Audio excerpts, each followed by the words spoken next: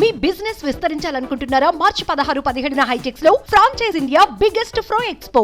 YS Vivekananda Reddy కూతురు సునీతారెడ్డి సంచలన నిర్ణయం తీసుకున్నారు. సునీతారెడ్డి రాజకీయాల్లోకి వస్తారా అనే విషయమై ఇప్పుడు సర్వత్రా చర్చ జరుగుతున్న నేపథ్యంలో ఇందుకు బలం చేకూర్చేలా సునీతారెడ్డి తమ అనుచరులు సన్నిహితులతో సమావేశం కానున్నారు. ఈ నెల 15న కడపలో ఈ సమావేశం నిర్వహించనున్నారు. సునీతారెడ్డి రాజకీయ రంగ ప్రవేశం చేస్తారని ఇటీవలి కాలంలో ప్రచారం సాగుతున్న నేపథ్యంలో ఈ సమావేశానికి ప్రాధాన్యత నెలకొంది.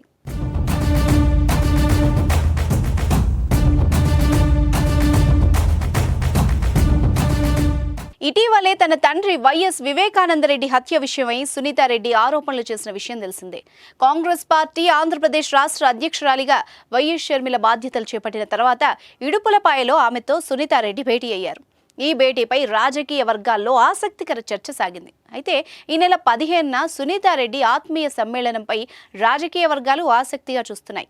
ఇటీవలే న్యూఢిల్లీలో మీడియా సమావేశం ఏర్పాటు చేసి ఆంధ్రప్రదేశ్ ముఖ్యమంత్రి వైఎస్ జగన్మోహన్ రెడ్డిపై సునీతారెడ్డి విమర్శలు చేసిన విషయం తెలిసిందే. కడప పార్లమెంట్ స్థానం లేదా పులివెందుల అసెంబ్లీ స్థానం నుంచి వైఎస్ వివేకానందరెడ్డి భార్యను ఎన్నికల బరిలోకి దింపే అవకాశం ఉందన్న ప్రచారం కూడా లేకపోలేదు. ఆంధ్రప్రదేశ్ ముఖ్యమంత్రి వైఎస్ జగన్పై సునీతారెడ్డి విమర్శలపై వైఎస్ఆర్సీపీ అంతే స్థాయిలో స్పందించింది.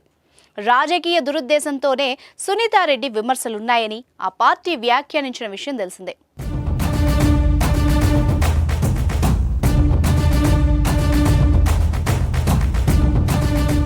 2019 మార్చి మాసంలో వైఎస్ వివేకానందరెడ్డి హత్యకు గురయ్యారు. ఆంధ్రప్రదేశ్ రాష్ట్ర అసెంబ్లీ ఎన్నికలకు ముందు ఈ ఘటన చోటు చేసుకుంది. అయితే వైఎస్ వివేకానందరెడ్డి హత్య కేసును సిబిఐ దర్యాప్తు చేస్తోంది. ఈ నెల 15న కడపలో వైఎస్ సునీతారెడ్డి ఆత్మీయ సమ్మేళనం నిర్వహించనున్నారు. ఈ సమావేశంపై రాజకీయ వర్గాలు ఆసక్తిగా గమనిస్తున్నాయి.